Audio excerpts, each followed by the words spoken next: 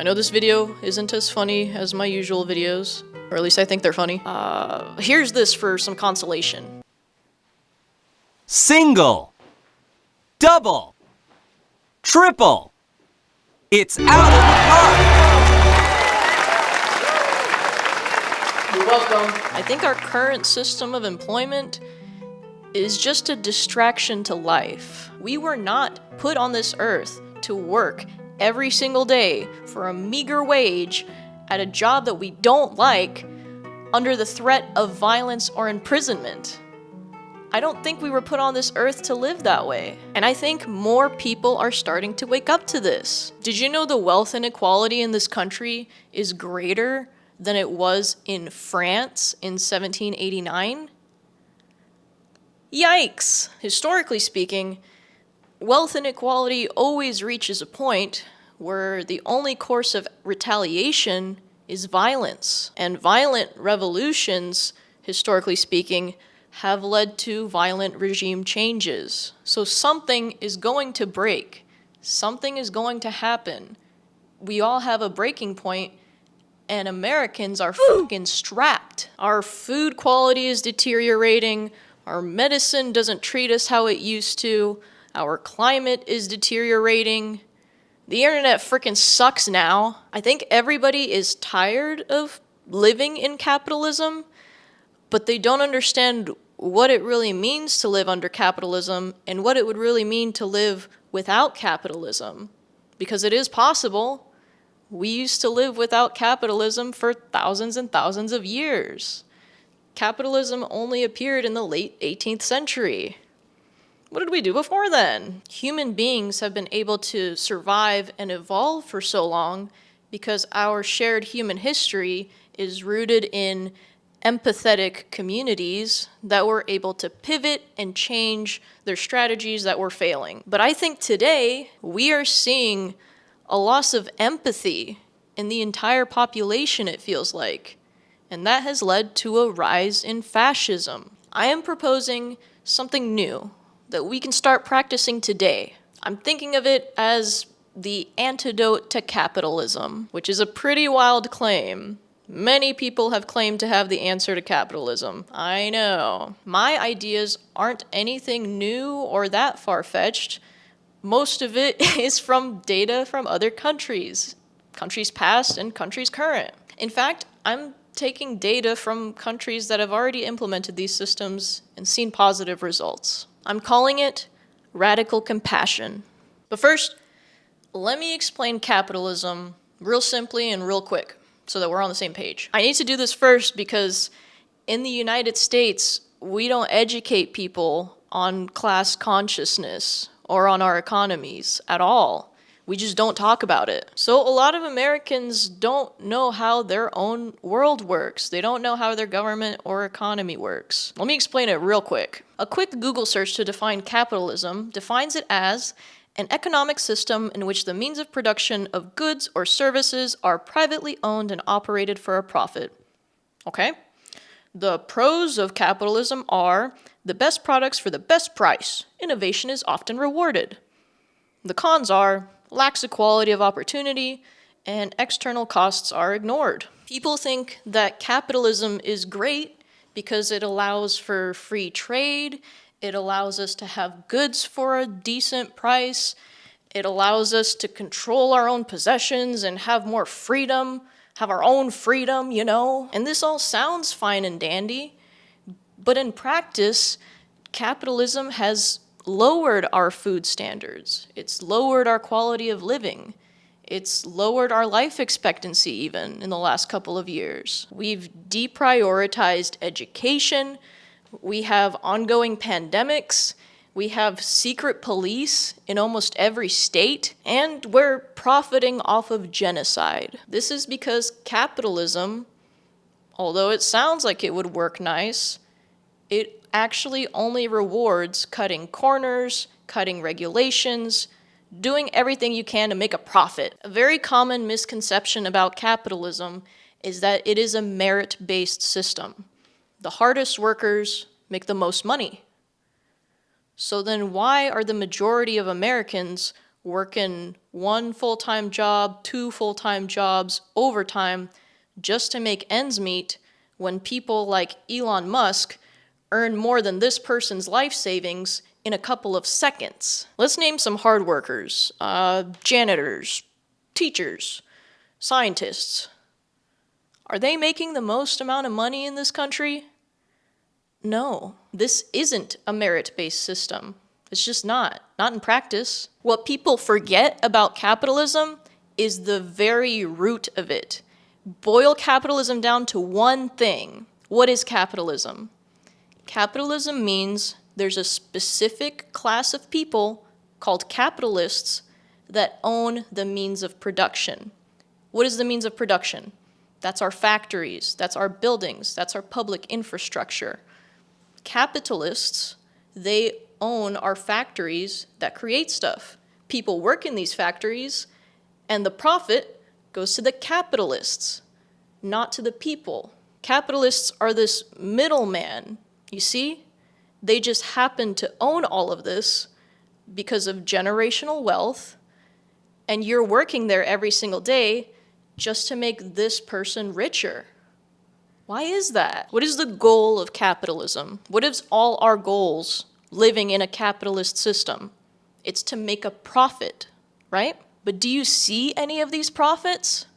No. When grocery stores and tech companies and big pharma make record profits while cutting most of their workforce down, they're winning at capitalism. They're making a profit. What about us? You know, the people working, you and me, we never see the profits. What we get under capitalism is called a wage. We get paid wages, and we need these wages to buy our shelter, to buy our food, water, electricity, healthcare, things that other countries give you for paying your taxes. The United States makes it extra important that you never make that connection. Capitalism isn't about free trade. It isn't about owning your possessions and having freedom. Capitalism is a specific group of people owning the buildings and infrastructure that helps the economy make money. These people own it, you work it, they get the profit. That's a simple explanation of capitalism. Very simple. Capitalists are basically a middleman to you having all of your needs met, your need to live. Capitalists are like insurance agencies, basically. They're a middleman to you receiving care or your basic living necessities. You pay your medical insurance every single month in the hopes that they will cover a medical emergency sometime in the future. But the money's going to the insurance agency, even though your care is dealt with by your doctor.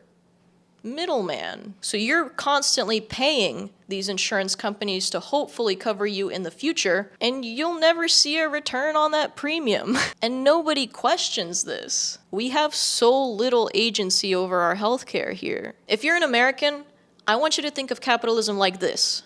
You're working at a company and you hate your boss, but they have an HR department. And some people think HR departments are there to help you. You know, if you have a problem, go to HR. They'll take care of it, right? Wrong. HR departments are not here to help you, the worker. HR departments are there to protect their boss and the company. They're going to protect your boss over you as the worker. Capitalism is the HR department of this country. The system of capitalism works for its bosses, rich people, oligarchs, the bourgeoisie. There's a lot of names for it. Rich people are the boss of capitalism because they're the only ones that can make a profit, right? So you living under the system, under capitalism, you're only gonna get burned. Capitalism only serves their bosses. HR only serves their bosses. Capitalism is an HR department. Life under capitalism is an uphill battle unless you become rich. And the only way to become rich is by exploiting other people and generational wealth. I'm sure everyone will be happy under a system like that. I mean, don't you see it? Everyone's so happy. What if I told you we can have all of the best parts of capitalism, which is... What if I told you we could have all of these basic necessities and free trade without this middleman? Let's talk about it. Before we continue with this video, I do want to thank you for clicking on this video. I know there's a lot of stuff going on in the world, and people are feeling super isolated, or they're working jobs where they don't have any time left to themselves. So thank you for checking this video out. There will be more in the future. So any questions you have, I'll answer them then. Now let's talk about radical compassion. What is radical compassion? Radical compassion is a return to form.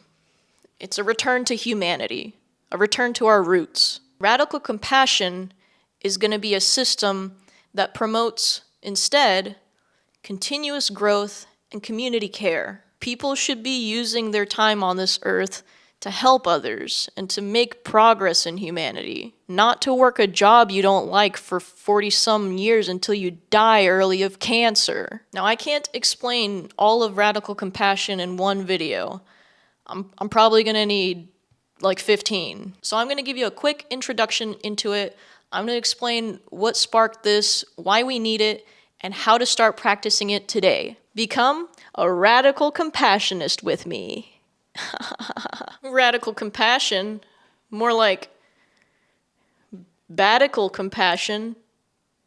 Got him. I'm writing out radical compassion in a way that helps 3 specific groups: children, disabled people, and prisoners. Because I think the mark of a good society and a good country is how they treat their children, disabled people, and prisoners. And if we treat these people better, it's only gonna grow, and we're only gonna be all happier and better in the long run. Right now, the goal under capitalism is to make a profit, and most workers never see that profit, so we don't have a goal, really. I'm here to give you that goal. I think some of the most basic human rights that me and you should have in the 21st century, in the most profitable country in history, I think we should have these basic rights under radical compassion. Number 1, the right to life after birth. Number 2, free thoughts and free voices. Number 3, the right of bodily autonomy. Number 4, the right to adequate housing. Number 5, the right to have access to clean water and food. Yeah, I'm saying it. Food and water are a basic human right. Why did America vote against that? Maybe it's because the capitalists don't think you should have that right. Number 6, universal health care. Number 7, the right to have free access to standard and upper education. Number 8, equal protection under the law. Number 9, the right to electricity. Number 10, a social order that allows us to enjoy these rights. So this is a work in progress Bill of Rights that I've thought of, where I try to prioritize things that we should all have. This is a work in progress. I would love to add more rights in the future. I think we should have more rights instead of less in the future. Why are we still dealing with a constitution from the 18th century in the 21st century? So much has changed since the writing of the original United States Constitution, and now I think it's time to update it. Now, all these sound fine and dandy, but what would a social order under radical compassion look like? That's what I'm here to talk about in the next 15 videos. This is just an intro. The entire point of radical compassion is to reprioritize who gets help from the government, basically. Right now, it's capitalists. Under radical compassion, your value is your time and the connections you make with the people around you. Now, let me talk about a possible economic model for radical compassion. Real quick, real simple. We're gonna have 2 economic paths. One path is a standard economy, the other one is a gig economy. We kind of already have these. Under the standard economy, all wages will be standardized from a floor of $50,000 to a ceiling of $100,000 a year. The standard economy is going to be for fields that demand constant attention and constant people working on them. For example, doctors, teachers, scientists, demanding stuff that actually affects us directly, and we need people in these fields, okay? Now, the second path that you could take under this ideology is the gig economy, which is great for people that can't work the demanding hours of the standard economy, or they're more interested in doing stuff other than the most essential industries, basically. We already have a gig economy. We have contractors, interns, service workers. The film industry is a gig economy. Uber drivers, delivery drivers. We have a gig economy already. It just sucks. You make less money. You have to pay more taxes. You don't have a retirement savings account unless you open up a separate one. You don't get health insurance unless you get it on the marketplace. So under this new one, if you choose to participate in the gig economy, you will be granted your universal base income salary, food, water, and housing. The government would be paying the workers under this economy, but the workers will be thinking of the jobs. I want this gig economy to start connecting people again. The jobs posted can be anything, as long as it's in relation to the time spent on the task. Maybe one of your gigs, you're a production assistant on a film set for 5 days. And then maybe your next gig is helping a grandfather move to a new house. And maybe the third one is an artist commission. Someone commissions an artist to make art for them. And then the number of days it takes the artist, that's how much value that would be. We have a very large population of disabled individuals in this country, and it's growing every year. To address their financial burdens and allow for a dignified life, this gig economy will allow anyone to start working again, anytime, and connecting with other people, more importantly. Now, due to our new Bill of Rights, this country can no longer force you to work. Without the threat of violence or imprisonment, if you would ever like to opt out of this economy, you can. I think we can have a standard of 10 days in the gig economy in order to receive benefits, but I suspect people in their curious nature will want to work more than that because you're actually doing what you want to do. If you want to be a doctor, I want you to be a doctor. If you want to be an artist, I want you to be an artist. Why are we trying to make everyone an entrepreneur? Why are we trying to make everyone a crypto bro? Nobody wants that. I think if we address people's material needs, if we provided food, water, medicine, housing, and told them to do what they're best at, we're going to have a much happier population. And honestly, more profitable. Eventually, with a system like this, we will eventually phase out capital entirely. People are going to be working these jobs because that's what they want to do. That's what their human spirit is calling them to do. People want to help others. People want to interact with others and do what they do best. Let me list some of the stuff that I would like under radical compassion, and I'm going to be publishing this all on a website, so just hold tight. Public property, private possessions, human rights, collaboration, large government, community interest, decorruption, and collective initiative. I would like for everyone in this country to have universal basic income. No more lobbying. I would like a much bigger government. Because think of it this way. If you have a population this big and the government's this small, they only represent a small portion of the public, right? But what if you have a population this big and the federal government is this big? Suddenly you feel more represented. That's kind of what I want. I would like to have free school, specifically an e-learning initiative online. I would like to use our technological advances in the 21st century for good. I would love to restore public health and trust in scientists.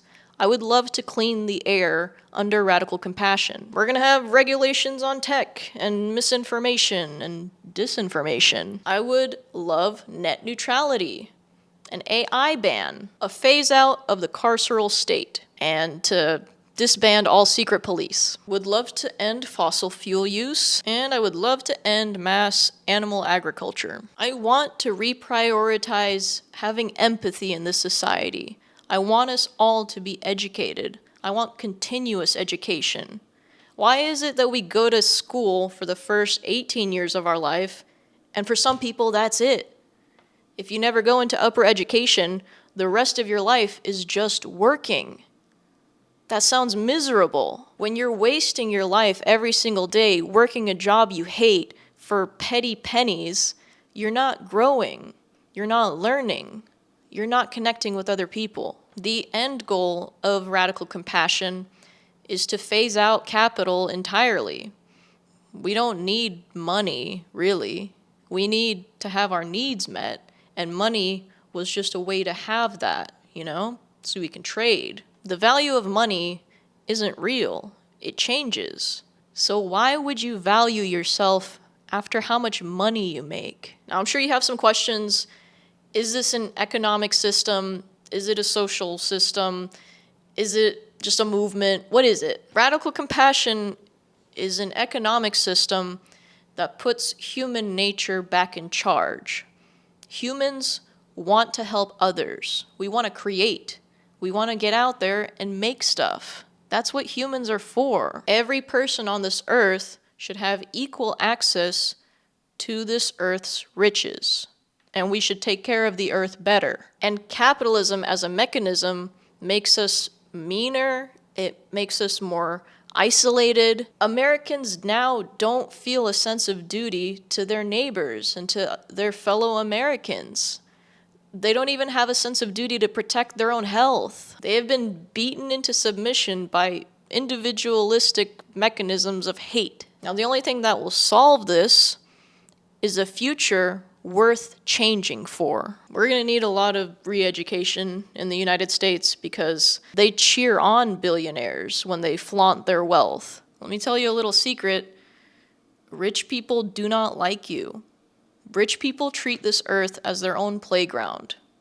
Did y'all see all those millionaires go up into space with Katy Perry for like 11 minutes and then come back down? They wasted millions and millions of dollars that affects our climate very badly, and then they want us to cheer them on. It doesn't make much sense.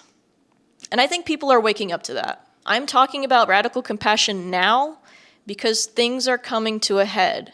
People are starting to wake up to the truths under capitalism, and people are starting to talk to each other about it. I think people are starting to see the double standards that there are in our society between rich folks and common folks. Rich people get away with far more crimes just because they're rich, and poor people are punished tenfold for crimes that are far smaller. Health insurance companies are allowed to deny our claims for healthcare. They're allowed to charge us out the ass for premiums that just continue to go up.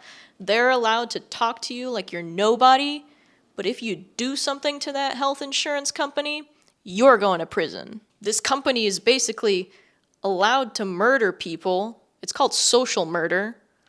But if we do anything against those companies, we're severely punished. That's not fair. And you know that. I'm taking ideas from several different ideologies and I'm updating them for the 21st century through a lens that most Americans will understand. We have never had socialism in this country. We have social programs, such as Social Security, but we've never had socialism here. So it's gonna look different here than it does in other countries that have socialist governments. There is no left here. The farthest left we have in our government is Bernie Sanders and AOC. And they're liberals. Liberalism is a right-wing ideology because liberalism doesn't threaten capital. Therefore, it's on the right. Leftists do threaten capital. AOC and Bernie Sanders do not threaten capital. They love working with billionaires and fundraising off of your back. Liberals are here to protect the capitalists in the same way that Republicans are. They're honestly just diet Republicans. Kamala Harris fundraised over $1.5 billion in the presidential race. That's your money. And it went into ads. If every single person that donated to Kamala Harris had donated to a mutual aid org, we'd have $1.5 billion to move around to people in need. So stop falling for liberals. They're not leftists. It's a right-wing ideology. The absolute worst part about capitalism is that you can't afford to do the right thing. It is never going to be profitable to help the common man. Never. But that's not what we're here to do on this earth. We're not here to make a profit. We're here to live our lives and have dignity in our lives. And when you can't afford to do the right thing, and you keep having to choose between the lesser of two evils, it's just going to keep decaying into fascism. And that's when people can just excuse genocide. I'm specifically writing this out as a response to two pretty major events that happened in the last few years that have accelerated our fall into fascism. Number one is the COVID-19 pandemic from 2019/2020, and number two is the genocide in Palestine. We are literally failing an open book test right now. We are actively living through and watching one of the worst atrocities humanity has ever seen. And the collective response from most Americans is a shrug. That country's 2,000 miles away, who cares? I can't think about Palestine because I have to go to work. And then after work, I have to go to work. And then I have to go to work. And then I have to go to work. The genocide that our taxes are paying for is the litmus test today of your humanity. If you can't find it in yourself to oppose the most well-documented genocide in our history, then capitalism has rotted your brain to the core. And we have to stop the decay. We have to. Because if we don't, we're just gonna get imperial boomeranged. Because that's how history works. The atrocities that we as citizens of this country accept being done to other people overseas, it's eventually gonna come back here.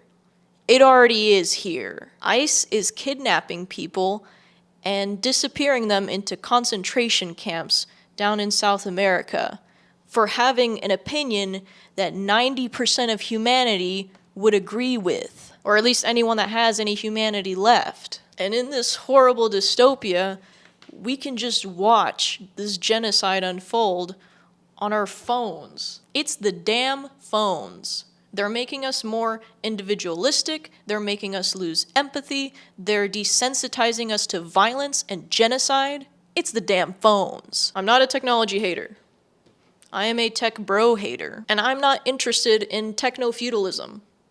I don't think you should be either. But as I've watched these primary accounts of a live stream genocide, I've seen resistance like no other. Israel is using this new wartime technology that's specifically made to destroy buildings and go underground and lasers, and they're using it on starving people in tents, 50% of which are children. But even through all these atrocities, I still see Palestinian people helping their disabled family members. I still see them carrying their mothers and children that can't walk anymore.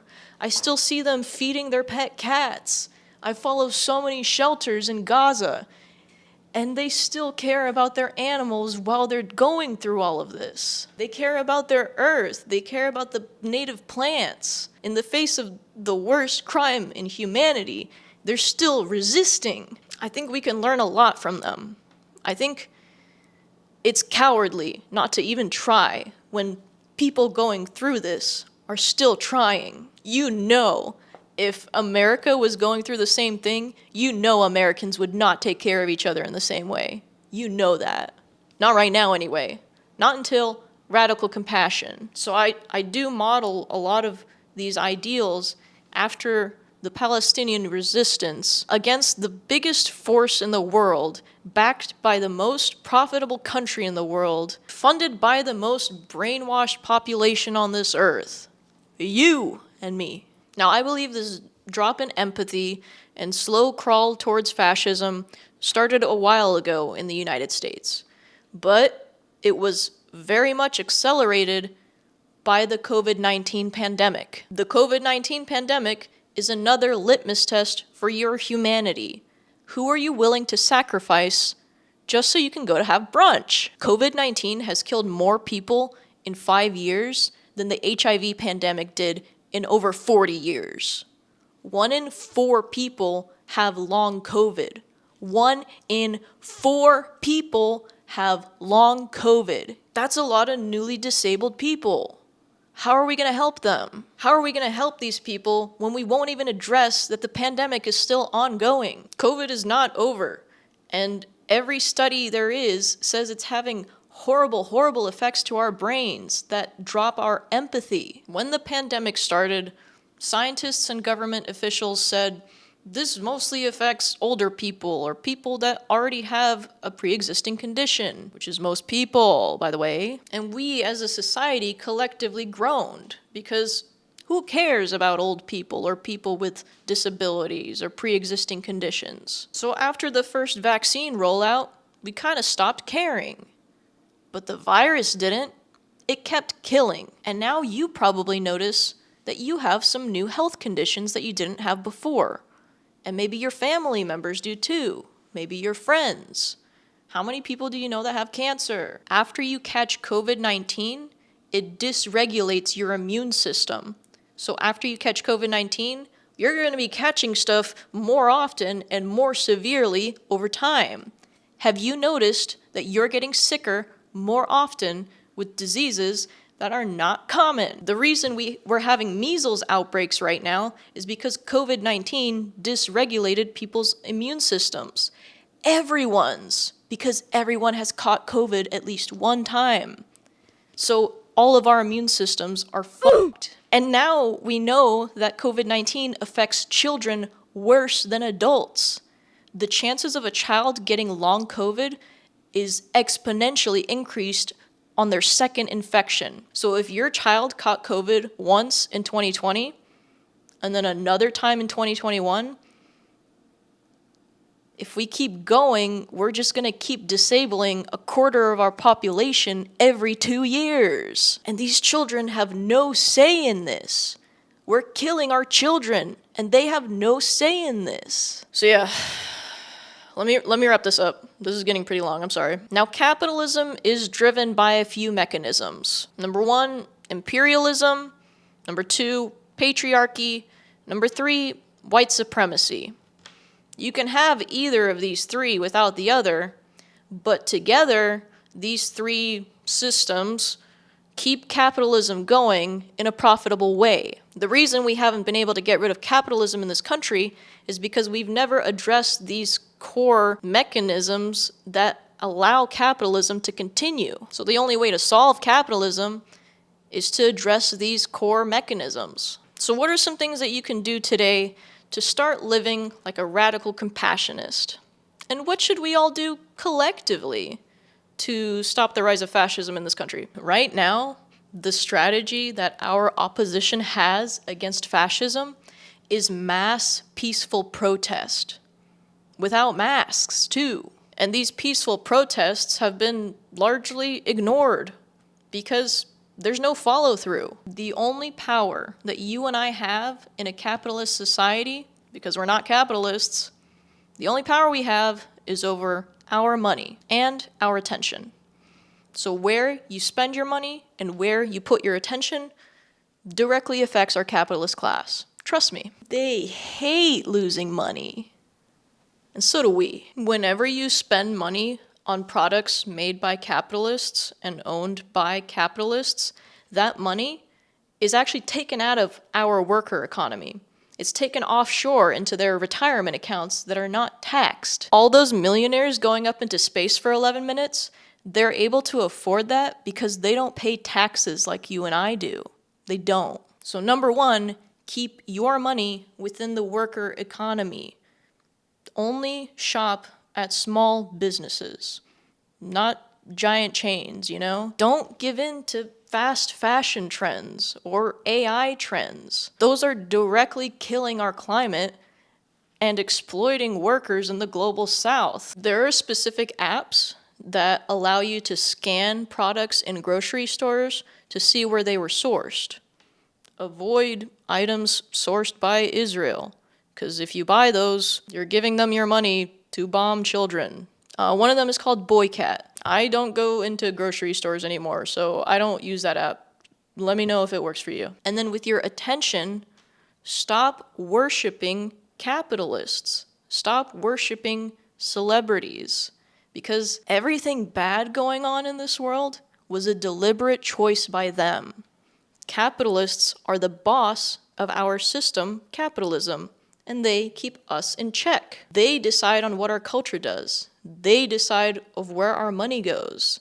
And it's not into our healthcare or well-being. So stop giving them any kind of attention other than negative. Instead, direct that attention back into your community. Start talking to your neighbors again. Start calling up friends again on the phone instead of sending TikToks all day. Try connecting with them again. If you are able to, if you have extra cash on you, donate to mutual aid organizations. They help provide aid to people in need. That's the whole point of them. If we all offered what we could give, collectively, we could help everyone in the community. Get more involved with the people that directly live near you. You're going to have far more success trying to help your own community before helping the rest of the country. If you want to live like a compassionist, you have to give compassion to others first. You have to be willing to inconvenience yourself for the greater good. And that means wearing a mask. Can you hear me fine? N95 respirator. These ones protect both the wearer and the people around you. And they look cool as hell. This small act signals to people that you care about them, that you care about not spreading diseases to people, that you care about anonymity. This country's trying to pass mask bans to suppress protesting, which is our First Amendment right. I'm proposing self-imposed isolation. Back when the pandemic hit and we were all forced to sit at home for a few weeks, I feel like a lot of people learned more about themselves and more about the country in that time. And it was great. It wasn't great for the people that died in the initial waves, or the waves after that, but for the people that got to stay inside, it was great. Staying inside to protect your health is not a restriction, it's a protection. I think we should be using self-imposed isolation as a new strategy to combat our demands not being met. People are still dying from COVID-19. We're still at around 1,000 deaths per week, but we also don't consider the long-term effects of COVID-19 right now. So we don't know how many deaths really we have. 1 in 4 people right now have long COVID. We should be protecting them. We should be protecting each other. We should be protecting ourselves at least. So let's try it. I want everybody self-isolating by 2026. I want everybody to start practicing more empathy and compassion from now until then, until we get radical compassion. I want you to stop idolizing capitalists. Stop idolizing celebrities. Put your money back into your community, and your community will give back to you. Put your attention on problems that need to be fixed in your communities. And that positive karma is going to come back to you. Start learning more about socialism and capitalist propaganda. The internet is so vast right now, and yet we're losing so much knowledge. I've basically been doing what we were doing in the lockdowns originally, but now I have better respirators, and I know a lot more about infectious diseases. And I know it doesn't sound fun to self-isolate, but what we have in store for us is a lot less fun. So yeah, we really, really need to change strategies. And we have one that we've already done. We're listening and we're learning. I'm going to be uploading a lot more in the future that goes far more in depth into radical compassion. I know this is very, very surface level. Please talk to your friends and family about this. Talk to them about a better future. Because right now, everyone is demotivated. Nobody thinks we can get out of this, so nobody's trying.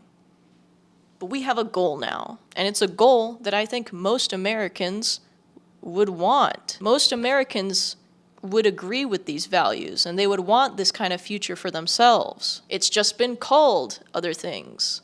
So let's call it what it really is. Radical compassion. Welcome to my channel, Radical Compassionist. Subscribe if you want to hear more about this, and leave me a comment below if you have any questions about this. There's probably going to be a lot. There is a lot of potential for change in this country, so I would like to channel it towards something good. They call me the proletariat pole dancer, but you can call me when this is all over.